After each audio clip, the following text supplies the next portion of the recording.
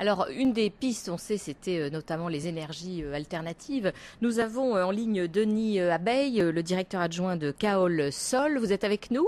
Oui, absolument. Je vous écoute. Bonjour. Bonjour. Alors, on a cru comprendre que le photovoltaïque avait subi un coup d'arrêt un peu violent pour des raisons fiscales cette année. Est-ce que, d'abord, quelle était sa place en Île-de-France et est-ce que ce coup d'arrêt se traduit dès maintenant? Alors, effectivement, il y a eu un net ralentissement, et pas uniquement pour des raisons fiscales, même si la fiscalité a joué un rôle important, mais ce qui véritablement a eu des conséquences, c'est la baisse de 20% du montant du tarif d'achat par EDF. Mhm.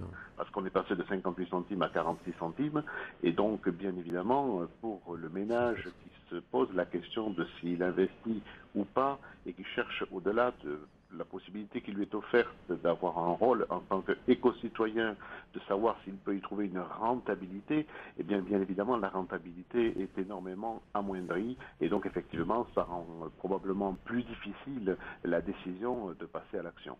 Le photovoltaïque, c'est une décision de municipalité, de collectivité ou d'individu en Île-de-France?